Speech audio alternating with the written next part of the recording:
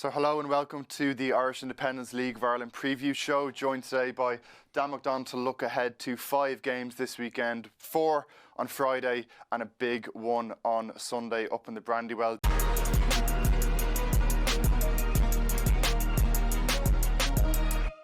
Dan, I suppose starting off, St. Pat's against Waterford this Friday. I know that's the one you'll be at. Pats have a big chance to close the gap even further, and you really feel like they've had a good few chances so far this season, and if they're really going to make a push for it, they really start to have to pick up wins, and they've been in good form recently as well.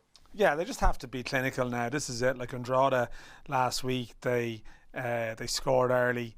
Had to withstand a bit of pressure later on, but they won the match, got a second goal late on. It's just what they need to do if we're going to have any kind of title race this year.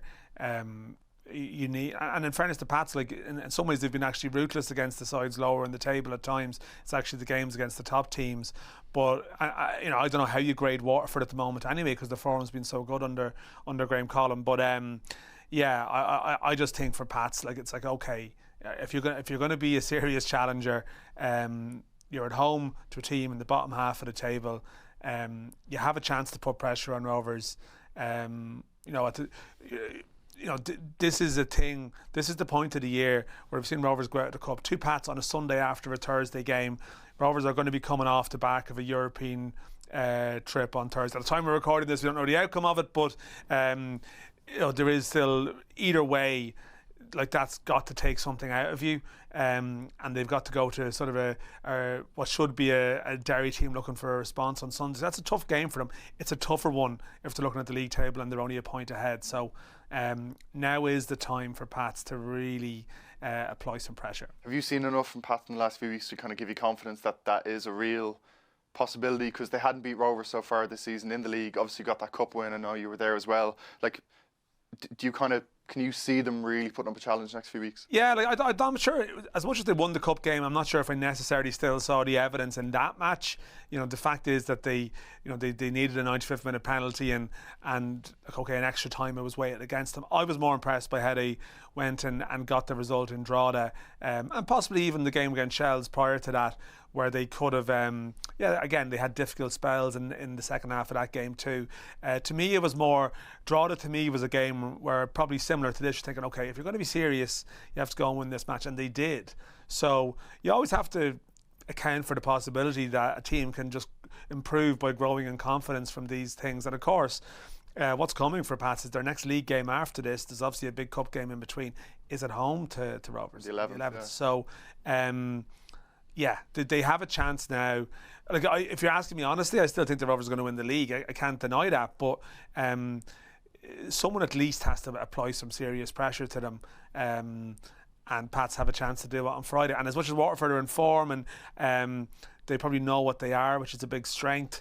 I know Greg Coughlin wasn't too impressed with their performance in Sligo last week, but they are going to make it difficult for Pats. They will probably, they'll ask sort of direct questions of them, and even at times even in the Rovers game, I mean, they were undone by a couple of crosses, particularly like the Afolabi goal springs to mind. So Waterford have attributes that will cause them problems, but I just feel Pats, they should, if they're going to be a serious challenger, they have to show the quality to win this game. Well, if Pats take full points on Friday and Rovers drop points up in Derry, that sets up the 11th very, very nicely. Just Dan, you mentioned Waterford there, touching on them. The job Graham Coughlin has done has been incredible. Like, only 1 defeat in 9 under him in the league, taking them from 10th up to 8th, and now there's a little bit of a cushion between them and the teams below. It's been a great job by him. No, it has, yeah. No, as I said, they know what they are. That's a strength that they have. The mad thing is they have that run of form. Maybe they could have a blip on the run and get dragged right back into it. But no, I mean, it's sort of an obvious point to make at this stage. He's done a great job, yeah. Mm-hmm. Bows against Sligo at Dalymount. The last few games at Dalymount are coming thick and fast for Bows. there's still an outside chance, you could say, of Bohs catching Pats and, you know, making a late charge for the title. But this is a game, if they are to do that, they really should be winning. Yeah, no, they have a run of games now where they could. Like, if the scenario I talk about, like, because Rovers have that game against Shelbourne next week too, which is their game in hand. So if Rovers were to say draw both of their next two matches or drop points in both their next two matches, well, then it does sort of open the door to Bohs as well. As much of a long shot as that is. I mean, Alan Reynolds was sort of quite confident last week after the Derry game that if Bohs play as well as they can, they'll win a lot of games in the run-in, and I sort of agree with that.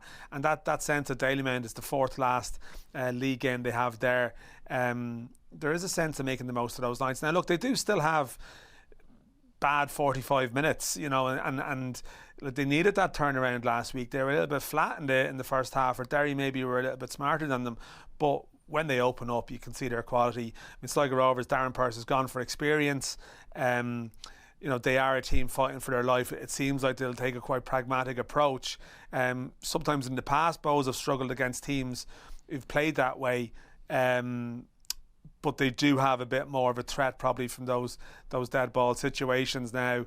And even Douglas James Taylor, you know, scoring from a corner, picking up the afters of a corner. The Hickey one is an obvious one. Then you had Derry distracted by Hickey, and they had a set piece play for Parsons. You feel that Bohs, if they are going to get into that conversation, and even just like the big thing for them is the 10-point gap to fourth. I still feel for Bohs it's a really good year if they wrap up Europe through the league comfortably. This is a game to get those points, yeah. And just on Sligo Rovers, really concerning form for them. Bottom, 5 points off ninth. I know they have kind of turned up on occasion at Dalymount in the past, like the FAI Cup win, and they did win there last April. But I think their last win is May 22nd, and it looks a bit bleak, and they're really going to need to start picking up results sooner rather than later. They need to win. They need to view every game as a must-win now. Mm-hmm. Moving on to Drogheda against Dundalk, the Louth derby this Friday. How would you see this one? Obviously, Dundalk's form kind of really dropping off a cliff the last couple of weeks. Drogheda kind of picking up more draws when they should be winning games. I know this is a fixture that usually is tight. Dundalk, I suppose, at the moment, and fourth might not be enough for the cup. We'll have to wait and see how that goes. But it's been a difficult few weeks for Dundalk, and there's no better way to kind of turn around than a result in the Louth derby. Yeah, no, I think all the pressure is still on Drogheda here, though. I think they're the story coming into this, unfortunately, from their perspective, because they have been overtaken by Waterford. And Sligo Rovers people are now starting to talk about the gap to Drogheda rather than the gap to Waterford. So, I mean, yeah, the previous Louth derby meeting, Shane Farrell turned it around late when they had no fans there. You know, that was sort of a big moment for Drogheda. You think, okay, they're turning the corner, but yeah, they're not picking up enough points, to state the obvious. And Dundalk's wobble is a strange one because they've thrown away a lot of points in games. I still feel at times they haven't been performing as badly as the results might suggest. You know, they've led in games, they've been competitive in games. You know, that game against Shamrock Rovers and Tala was there for them in some ways, and they've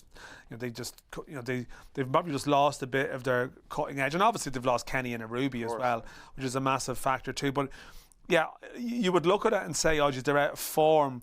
I still feel like they're a very dangerous team for Drogheda to face at the moment. But yeah, they are just in that sort of negative momentum for Drogheda right now, and there's always a danger, a little bit of an anxiety creeping in. So yeah, that is the TV game, and yeah, there is sort of storylines coming out of it, and probably of all the games, to me, I sort of do fancy two home wins in Dublin, but I find this one a hard one to call. And just for Dundalk, you kind of feel the fourth, it's all about getting fourth from now until the end of the season. Yeah, obviously, yeah. With that 10-point gap, but just, you look at like the next game we're going to come on to Galway against Shelbourne, the two teams below Dundalk just haven't capitalised on their poor form at all. Well, I think Galway will just be happy to be moving clear of relegation, and being honest, yeah, like that was a huge win for them in Dundalk last week, because I think Galway would have been viewed as a potential team to overhaul by the teams in the bottom 2 or 3. So I don't see Galway in the European conversation really. Shells, they've had a bit of a break under John Russell. They should be a lot better. They've been Derry have been maybe the biggest underperformers per budget this year, but Shells are giving them a bit of a run for their money. They've done new contracts this week, I see, for Seán and Lunny, John Martin. So clearly John Russell has an idea about what he wants to do in terms of personnel, but others there's obviously question marks. See where Paddy Barrett, see where some others stand on the run-in. But yeah, it is funny the way the Cup has panned out. At fourth, in recent years, there's been knowledge that fourth will be okay for Europe. Percentage chance it'll be okay for Europe. Not really the case this year, but you still have to finish in it just in case, and then hope Pats or Bows win the Cup. So I feel for Shells, they've had Europe, they've had a little bit of a break. If this year isn't just going to peter out, they need a sort of a statement performance from this match. The final game this weekend on Sunday, Derry City against Shamrock Rovers. Obviously, at the time recording, we're before Shamrock Rovers' second leg. Rovers coming in off the back of a European game. Derry with an extra couple of days of a break. Before the season, we would have billed this as probably a top of the table clash. Obviously, it has not worked out that way at all for Derry City. And just the sense is the Shamrock Rovers more than likely will win the league. But Derry, under Mark Connolly, they'll want to kind of make a little bit of a statement and finish the season on somewhat of a high, Well, they conceded 5 goals in the second half last week. So if there's anything about this group, and Mark Connolly after had questions about character and mentality and stuff like that, there'll have to be a response. Now the thing is, it's probably frustrating for people if they show up again against Rovers, because they did in Celtic Park earlier in the year.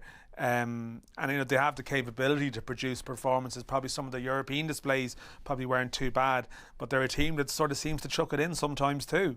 And as I said, whatever's happened with Rovers in Finland, they're still coming.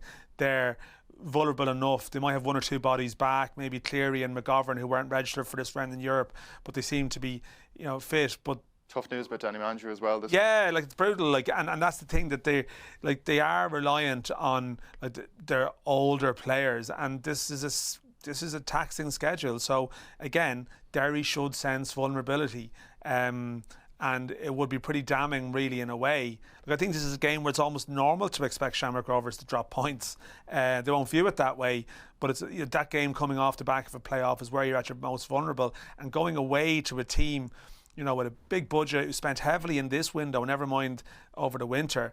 I feel like it's not unreasonable, despite the league table position, to expect Derry to get a result from this match. Interesting one at the Brandywell on Sunday. 5 big games to look forward to this weekend here on the Irish Independent. Will be across all the coverage here on the League of Ireland.